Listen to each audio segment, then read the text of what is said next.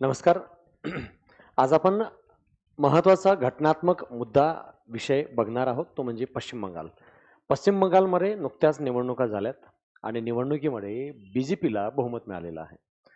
परंतु आता बी-जे-पीला बहुमत मिळालेलं असूनही बंगालमध्ये ममता बॅनर्जीचं म्हणणं आहे, की मी राजीनामा देणारच नाही.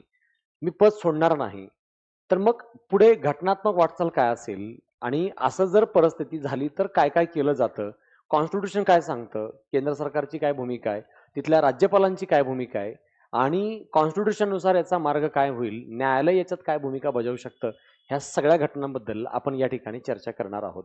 तर पूर्णपणे घटनात्मक बाजू, न्यायालयीन व्यवस्था, संविधान सभा ह्या सगळ्याबद्दलचा अभ्यासपूर्ण मुद्द्यांचा घटक आपण या ठिकाणी चर्चा करणार आहोत. महत्वाचा आहे इथला मुद्दा तो म्हणजे आर. रवी यांचा. हे आहेत गव्हर्नर, राज्यपाल आहेत. इथला मुद्दा आहे तो म्हणजे ममता बॅनर्जी सीएम यांचा. ममता बॅनर्जी आणि दुसरा मुद्दा आहे तो म्हणजे विधानसभा. आणि आता विधानसभेमधल्या बहुमताचा घटक याच्यावर आता ममता बॅनर्जीचं म्हणणं आहे की हायकोर्टमध्ये आम्ही याच्याबद्दल अपील करणार आहोत. जे चाललंय त्या मुद्द्याबद्दल हायकोर्टच्या अगेन्स्ट पुढे ममता बॅनर्जीकडे पर्याय आहे सुप्रीम कोर्टकडे जाण्याचा. इथं विधानसभेच्या डोक्यावर आहे आपली संसद, कारण आपल्या देशात सर्वोच्च सभागृह संसदीय व्यवस्था संसद आहे. इथं सध्या पीएम आणि मंत्री केंद्रातले पण सर्वाधिक भूमिका बजावत आहेत, कारण हे जे सल्ला देतात त्याप्रमाणे भारताचे राष्ट्रपती भूमिका बजावतील. राष्ट्रपती मुर्मू यांचा निर्णयही आहे. हे तुम्हाला सांगण्याचं कारण आहे आपल्या देशात संघराज्य पद्धती आहे. संघराज्य पद्धती म्हणजे दोन व्यवस्था एकाच वेळेला कार्य करतात. दोन व्यवस्था एकाच वेळेला आपल्या देशात कार्य करतात तेव्हा त्याला संघराज्य पद्धती म्हणतात. ममता बॅनर्जीच्या म्हणण्यानुसार संघराज्य पद्धती आहे तर केंद्रानं इथं हस्तक्षेप करू नये. राज्याचं काय ते आम्हाला राज्यात बघू देत आहे. अगदी द्रविड मुन्नेत्र कळघम डीएमके पक्षाचे नेते सुद्धा तमिळनाडूच्या बाबतीमध्ये संघासोबत असंच संघर्षाची भूमिका पवित्रा घेतलेला दिसत होता. मग त्याचप्रमाणे बंगालमध्येही ममता बॅनर्जीचं म्हणणं आहे की आम्हाला आमचं काय ते बघू द्या, तुम्ही हस्तक्षेप करू नका. ममता बॅनर्जीचा पहिला महत्वाचा ऑब्जेक्शन काय तर इलेक्शन फेअर झालं नाहीये. वोटर्सची यादीतून बरीच नावं काढलेली आहेत आणि म्हणून वोटर्सला मोठ्या प्रमाणात मतदानाचा अधिकार मिळाला नाही. हा पहिला मुद्दा. दुसरा मुद्दा, इलेक्शनच्या वेळेस पोलिसांचा बळाचा वापर करून बऱ्याच पोलिंग सेंटरवरती अफरातफरी झालेली आहे. 2. तिसरा मुद्दा आहे इलेक्शन कमिशननी इथं बरीच पार्शलिटी केलेली आहे, यामुळे इथं इलेक्शन फेअर झाले नाहीये. चौथा मुद्दा याच्यामध्ये की इथं राज्य सरकारमध्ये पारदर्शक व्यवस्था निवडणुकीची पार पाडण्यामध्ये महत्वाचे अपयशी यंत्रणा वापरली गेलेली आहे. त्यामुळे इथं संपूर्णतः फेअर इलेक्शनचा पार्ट अंमलात आलेलाच नाही. म्हणून ममता बॅनर्जीचं म्हणणं आहे की जे सदस्य निवडून आलेत ते फेअर नाहीयेत आणि योग्य बहुमत नाही, आम्हाला जाणीवपूर्वक बळाचा वापर करून दूर करण्यात आलेला आहे. आता ह्या आरोपाचं तथ्यात्मक पुरावे ममता बॅनर्जीला द्यावं लागेल. आणि आता इलेक्शन झालेत, निकाल लागून झालाय, तर ममता बॅनर्जीकडे एकच पर्याय आहे, या निवडणुकीला चॅलेंज करणे. कुठे? हायकोर्टमध्ये चॅलेंज करणे. आता ममता बॅनर्जीकडे पर्याय आहे, हायकोर्टकडे अपील करा आणि याबद्दल जे काही झालं त्याबद्दल निकाल द्या. कारण ममता बॅनर्जीकडं पर्याय नाही इलेक्शन कमिशन ऑफ इंडियाकडे जायचा. कारण विधानसभेच्या निवडणुकांचा निकाल लागेपर्यंत ममता बॅनर्जी जाऊ शकल्या असत्या इलेक्शन कमिशन ऑफ इंडियाकडे. पण ऑलरेडी त्यांचा ऑब्जेक्शनच इलेक्शन कमिशन ऑफ इंडियावर आहे आणि आता निकाल लागून पण झालाय, त्यामुळे आता इलेक्शन कमिशन ऑफ इंडियाकडे अपील करता येत नाही. निकाल लागल्यानंतर निवडणुकीविषयीचा वाद असेल तर प्रथम हायकोर्ट त्यानंतर सुप्रीम कोर्टकडे जाता येतं. हा ममता बॅनर्जी समोर असलेला पर्याय. आता तिथल्या गव्हर्नरकडे काय पर्याय आहेत? जर ममता बॅनर्जी राजीनामा द्यायला तयार नसतील तर गव्हर्नर यांच्याकडे पर्याय आहे, तो म्हणजे गव्हर्नर यांनी पाहावं इथल्या विधानसभेचा कार्यकाल. इथं कार्यकाल आहे विधानसभेचा कार्यकाल, तो म्हणजे आर्टिकल 172 प्रमाणे. आर्टिकल 172 प्रमाणे विधानसभेचा कार्यकाल आहे आणि विधानसभेचा कार्यकाल समाप्त होतोय आता 7-8 तारखेला. ऑफिशियली कार्यकाल समाप्त झाला तर विधानसभा बरखास्त समजण्यात यावी, हा घटनात्मक नियम आहे. अधिकतम कार्यकाल 5 वर्षाचा आहे. कोणतीही विपरीत परिस्थिती नसेल तर तो बरोबर ज्या दिवशी कार्यकाल समाप्त होतो त्या दिवशी विधानसभा बरखास्त समजण्यात येते. आपत्कालीन परिस्थिती असेल आणि तेव्हा विधानसभेचा कार्यकाल 1 वर्षाने वाढवता येतो. पण आता कुठली आपत्कालीन परिस्थिती नाही, त्यामुळे विधानसभा आपोआप बरखास्त होईल. विधानसभा बरखास्त झाली तर नवीन विधानसभा स्थापित करण्याबद्दलचा आदेश आर रवी देतील आणि त्याप्रमाणे विधानसभा अधिवेशन बोलवलं जाईल.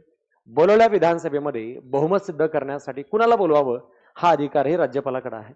कारण राज्याचे मुख्यमंत्री हे राज्यघटनेतील आर्टिकल 164 सबक्लॉज 1 प्रमाणे मुख्यमंत्री हे राज्यपालाच्या मर्जीपर्यंत कार्य करतात. राज्यपालाची मर्जी, प्लेजर ऑफ गव्हर्नर असं घटनात्मक वाक्य आहे. मग राज्यपालाची मर्जी जोपर्यंत आहे तोपर्यंत सीएम पदावर राहतील. असाच मुद्दा जेव्हा संविधान सभेत चर्चेला आला तेव्हा मोहम्मद इस्माईल खान, सदस्याचं विशेष नाव लक्षात ठेवा, मोहम्मद इस्माईल खान या सदस्यांनी संविधान सभेत मुद्दा मांडला होता की जर आपण राज्यपालाच्या मर्जीपर्यंत मुख्यमंत्र्याला पदावर ठेवलो तर प्रॉब्लेम काय होऊ शकतो. मुख्यमंत्री जर राज्यपालाच्या मर्जीपर्यंत राहत असतील तर राज्यपाल हे राष्ट्रपतीच्या मर्जीपर्यंत पदावर काम करतात. त्यामुळे यांची मर्जी म्हणजे यांची मर्जी राहील आणि घटनेत राष्ट्रपतीची मर्जी म्हणजे वास्तवात पीएमची मर्जी सांगितलेलं आहे. मग उद्या उठसूट कोणतेही पीएम राज्यातल्या कोणत्याही सीएमची वाट लावू शकतात आणि म्हणून आपण इथं काय करायला पाहिजे, इथं शब्द नवीन टाकायला पाहिजे, ॲडिशनल, असं मोहम्मद इस्माईल खान यांनी सभागृहात याबद्दलचा मुद्दा मांडला होता संविधान सभेमध्ये. कारण उद्या या पद्धतीनेच कामकाज होईल. मुद्दा समजलाय. सीएम हे जर राज्यपालाच्या मर्जीपर्यंत काम करतात असं जर आपण 164 मध्ये टाकलंय तर उद्या राज्यपाल हे सुद्धा प्लेजर ऑफ प्रेसिडेंट, राष्ट्रपतीची मर्जी असेपर्यंत पदावर काम करतात, ही घटनात्मक तरतूद आहे. आणि जर इथं राष्ट्रपतीचा विचार केला तर घटनात्मकरित्या सुप्रीम कोर्टने ऑलरेडी सांगितलंय राष्ट्रपती हे पीएम आणि मंत्रिमंडळाच्या सल्ल्याने काम करतात. आर्टिकल 74 या अंतर्गत सबक्लॉज 1 सुद्धा सांगतो मंत्रिमंडळाच्या सल्ल्यानेच राष्ट्रपतींनी काम करावं. मग इथं पीएम यांना सांगतील राष्ट्रपतीला, राष्ट्रपती राज्यपालाला, आणि यांची वाट लावली जाऊ शकते. म्हणून इथं मोहम्मद इस्माईल खान यांनी काय मुद्दा मांडला होता की जरी ते राज्यपालाची मर्जी असेपर्यंत काम करत असले तरी सुद्धा वास्तविक सीएम काय करावं, विधानसभेत बहुमत असेपर्यंत पदावर राहावे. जोपर्यंत बहुमत आहे तोपर्यंत पदावर राहावं. इथं राज्यपालाची मर्जी हा ऍब्सोल्यूट नियम नाही, पूर्ण नियम. राज्यपालाची मर्जी राहील तोपर्यंत काम करतील असा ऍब्सोल्यूट पूर्ण नियम नाही. तर तो नियम व्हॅलिडिटी, त्याची वैधता कशावर डिपेंड आहे तर घटनेत सांगितलेला मुद्दा ऍडिशनल काय आहे, विधानसभेत ममता बॅनर्जीला जोपर्यंत बहुमत आहे तोपर्यंत ममता बॅनर्जी मुख्यमंत्री राहतील. मग आता ममता बॅनर्जीचं बहुमत आहे सध्या आज 7 तारखेपर्यंत, 7 मे पर्यंत बहुमत आहे. पण 7 मे नंतर इथं बहुमत त्यांचं आहे 7 मे पर्यंत, पण खुद विधानसभेचा कार्यकाळ संपतोय आणि जिथं विधानसभेचा कार्यकाळ संपेल तिथं आपोआपच बहुमतही संपेल. मग आता ममता बॅनर्जीला संधी द्यावी लागली असती जर ममता बॅनर्जीकडे बहुमत असतं तर. मग आता विधानसभाच बरखास्त करणे हा पहिला राज्यपालाचा ड्युटीचा पार्ट आहे. कारण आपोआपच 172 आर्टिकल प्रमाणे विधानसभा बरखास्त होणार आहे. बरखास्त करावी लागणार नाही, आपोआप बरखास्त होणार आहे 172 आर्टिकल नुसार. त्यामुळे विधानसभाच बरखास्त झाली तर ममता बॅनर्जीच्या म्हणण्यातले तथ्य समाप्त होतात. त्यामुळे राज्यपाल आता बीजेपीच्या नेत्याला मुख्यमंत्री पदाच्या शपथसाठी बोलू शकतात, मुख्यमंत्री पदासाठी बहुमत सिद्ध करायला सांगू शकतात. कारण सरकारी आयोगानं 1987 मध्ये सांगितलंय, आयोग 83च आहे, 87 मध्ये दिलेल्या रिपोर्ट प्रमाणे काय सांगितलंय की राज्यपालांनी ज्या पक्षाच्या नेत्याला सर्वाधिक सीट आहेत त्या पक्षाच्या नेत्याला बहुमत सिद्ध करायला बोलवावं. आणि त्याप्रमाणे आता बंगालचे राज्यपाल हे ज्या पक्षाच्या नेत्याला बहुमत म्हणजे बीजेपीला बहुमत आहे त्याला सीएम पदासाठी बहुमत सिद्ध करायला बोलवतील. आणि जो बहुमत सिद्ध करेल त्या माध्यमातून इथं विधानसभेत बहुमताची ऑन द फ्लोअर सभागृहामध्ये बहुमताची कार्यवाही पार पाडली जाईल आणि बहुमत अंमलात येईल. ममता बॅनर्जीचा विषय आपोआप क्लोज होईल आहे. यामुळे इथं महत्वाचा मुद्दा ॲडिशनल लक्षात ठेवावा लागतो. डॉक्टर बाबासाहेब आंबेडकरांनी तत्कालीन मसुदा समितीचा जो कच्चा मसुदा मांडला होता त्या कच्च्या मसुद्यामध्ये आर्टिकल 144 होता. त्यामध्ये मोहम्मद इस्माईल खान यांनी मांडलेला मुद्दा स्वीकार करण्यात आला आणि बाबासाहेब आंबेडकरांनी हा मुद्दा ग्राह्य समजला जो अगोदर फक्त प्लेजर ऑफ प्रेसिडेंट होतं, सॉरी प्लेजर ऑफ गव्हर्नर होतं, त्याच्यात बाबासाहेब आंबेडकर बोलले की यस एक्झॅक्टली, फक्त राज्यपालाची मर्जी हा एकच नियम चालणार नाही, तिथं विधानसभेत जोपर्यंत बहुमत आहे तोपर्यंत राज्यपालाची मर्जी या मुद्द्याची वैधता लागू राहील असं सांगण्यात आलं. त्यामुळे आता राज्यपालाची फक्त मर्जी नाही, विधानसभेत बहुमत हे सुद्धा आवश्यक घटक आहे. मग राज्यपालाच्या मर्जीसोबत आता विधानसभेत बहुमत पहिलं जाईल. आता विधानसभाच बरखास्त होणार आहे, तर मग बहुमताचा प्रश्न येत नाही. मग आता राज्यपाल विधानसभेचं अधिवेशन बोलावतील आणि त्या अधिवेशनामध्ये ज्यांना मुख्यमंत्री पदासाठी बहुमत सिद्ध करायला सांगतील त्यांना विधानसभेत बहुमत सिद्ध करावं लागेल आणि बहुमत सिद्ध होईल बीजेपीचं, सत्ता आपोआपच बीजेपीची पुढे कंटिन्यू चालू राहील. अशा प्रकारे इथं घटनात्मक वादविवाद मुद्दा समाप्त होतो. पण पुढे ममता बॅनर्जीचा विषय मात्र संपणार नाही, कारण ममता बॅनर्जी याबद्दल हायकोर्टमध्ये चॅलेंज करतील. हायकोर्ट याबद्दल इलेक्शन कमिशनला विचारेल काय पारदर्शकता झालाय, काय गैरव्यवहार झालाय, ममता बॅनर्जीला त्याचे पुरावे द्यावे लागतील आणि जर हायकोर्टचा निकाल त्यांना मान्य नसेल तर त्यांना सुप्रीम कोर्टमध्ये जाता येईल. मग हे प्रक्रिया ऑलमोस्ट वर्ष दीड वर्ष चालेल, ते विषय तसा चालू राहील. आणि इकडे बाजूला मात्र आर रवी यांच्या माध्यमातून इथं बंगालमध्ये बीजेपीचा मुख्यमंत्री नियुक्त करण्याबद्दलची कार्यवाही चालू राहील आहे. या एकूणच विषयामध्ये आपल्याला महत्वाचा घटक आहे तो म्हणजे आर्टिकल 170 अंतर्गत राज्याची विधानसभा आहे आणि विधानसभा ही संसदीय कामकाज पद्धतीने काम करते. म्हणून इथं यांचा हस्तक्षेप बाजूला सारा, यांचा हस्तक्षेप बाजूला सारा आणि यांचा हस्तक्षेप सुद्धा बाजूला सारा, असं संविधान सभेत डॉक्टर बाबासाहेब आंबेडकरांनी मत मांडलेलं आहे. जर आपल्याला पार्लमेंटरी डेमोक्रेसी पाहिजे आहे आणि पार्लमेंटरी डेमोक्रेसी सक्सेसफुल बनवायचं आहे तर पार्लमेंटचीच मेजॉरिटी इम्पॉर्टंट आहे. पार्लमेंटची म्हणजेच केंद्रात संसदेची, राज्यात विधानसभेची मेजॉरिटी महत्वाची आहे आणि इथं विधानसभेत जे मेजॉरिटी ज्यांची असेल त्यांची सत्ता राहील. म्हणून यांचा हस्तक्षेप विशिष्ट टाइम नंतर महत्वाचा आहे. पण अगोदर महत्वाचं आहे मुख्यमंत्री आणि विधानसभा यांचं महत्वाचं आहे. कारण संसदीय लोकशाही आहे, तर संसदीय लोकशाहीमध्ये विधानसभा सभागृहाची महत्वाकांक्षा अधिक महत्वाची असते आणि म्हणून विधानसभेला महत्वाचे आहेत निवडणुका आणि निवडणुकीमध्ये जनतेनं कौल काय दिलाय तो मान्य करावा लागेल.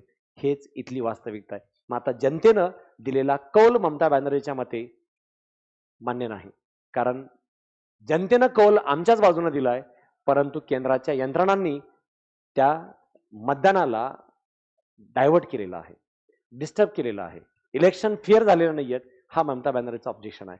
आणि केंद्राच्या म्हणण्यानुसार इलेक्शन फेअर झाले, बहुमताची सत्ता आलेली आहे, त्यामुळे आता विधानसभेत जे काही सभागृहात मेजॉरिटी आहे ते मान्य करावं लागेल.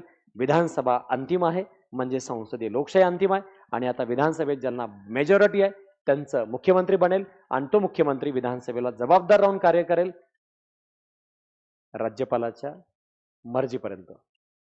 पण राज्यपालाच्या मर्जी अगोदर इथलं वाक्य जे विधानसभेत ज्या पक्षाला बहुमत आहे तोपर्यंत सत्ता शासन चालू राहील हेच अंतिम सत्य मानलं जाईल आहे. अशा प्रकारे घटनात्मक व्यवस्था आपल्या कॉन्स्टिट्यूशन प्रमाणे इम्पॉर्टंट स्ट्रक्चराइज दिलेली आहे, जी आपल्या कॉन्स्टिट्यूशनचं बेसिक स्ट्रक्चर डिफाईन करते. केशवानंद भारती केसमध्ये सांगितल्याप्रमाणे याबद्दलचा घटक हा फेडरल स्ट्रक्चरला मेंटेन ठेवणारा असला पाहिजे. आणि संघराज्यात्मक पद्धतीप्रमाणे इथं आर्टिकल 53 हा संघाचे कार्यकारी अधिकार आहेत आणि इथं राज्यपालाकडे राज्याचे कार्यकारी अधिकार आहेत.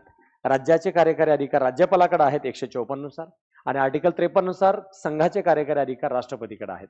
पीएम आणि मंत्री हे आर्टिकल 74 मधल्या सबक्लॉज 1 प्रमाणे राष्ट्रपतीला सल्ला देतील, त्याप्रमाणे राष्ट्रपती काम करतील आणि इथं सुद्धा सीएम सल्ला देतील. आर्टिकल 163 सबक्लॉज 1 प्रमाणे सीएम सल्ला देतील, त्याप्रमाणे राज्यपालांनी काम करणं अपेक्षित आहे. दोघंही नामधारी प्रमुख आहेत, दोघंही कार्यकारी प्रमुख आहेत आणि दोन्ही ठिकाणचं लेजिस्लेचर आहे. इतर लेजिस्लेचर आपल्याला आर्टिकल 79 अंतर्गत संसद स्ट्रक्चर आहे आणि लोकसभा राज्यसभा आर्टिकल 80 अंतर्गत राज्यसभा आहे, आर्टिकल 81 अंतर्गत लोकसभा आहे. ही संसद वेळोवेळी कायदे नियम बनवेल, त्याप्रमाणे राज्य विधानसभेचं स्ट्रक्चर राहील. आता विधानसभेचं स्ट्रक्चर समजलंय पश्चिम बंगालचं आणि त्याप्रमाणे निवडणुका झाल्यात आणि त्या ठिकाणची विधानसभा 170 नुसार स्थापन केली जाईल, त्यांचा कार्यकाल 172 नुसार सुनिश्चित होईल आणि तिथं ज्या पक्षाला बहुमत आहे त्यांचा मुख्यमंत्री बनेल आणि मुख्यमंत्री हा जोपर्यंत विधानसभेत बहुमत आहे तोपर्यंत काम करेल. राज्यपालाची मर्जी त्यानंतर बघितली जाईल. राज्यपालाने नेहमी विधानसभेत बहुमत कुणाला आहे ते बघावं आणि त्यानुसार इथं त्यांनी काम करावं आणि त्या कामाची माहिती वेळोवेळी राष्ट्रपती मार्फत संघाकडे द्यावी. कारण आपल्या देशात संघराज्य पद्धती आहे, पण संघराज्य पद्धती अमेरिकेप्रमाणे राज्याकडे झुकलेली नाही, संघाकडे झुकलेली आहे. त्यामुळे वेळोवेळी राज्यपालाची रिस्पॉन्सिबिलिटी आहे राष्ट्रपतीला माहिती देणे, सीएमची जबाबदारी आहे केंद्राला जबाबदार किंवा केंद्राला इन्फॉर्म करत राहणे. या माध्यमातून संघराज्यात्मक व्यवस्था आपल्या देशाचं हे विशेष वैशिष्ट्य आहे. संघाने राज्याची स्वायत्तता व अस्तित्व मान्य करणं गरजेचं आहे आणि राज्याने संघाला सुप्रीम मानून घटनेच्या रचनेच्या आत राहून काम करणं विशेष आवश्यक आहे. अशा प्रकारे ममता बॅनर्जी व घटनात्मक मुद्दा या माध्यमातून विशेष आपल्याला माहिती असला पाहिजे. थँक्यू.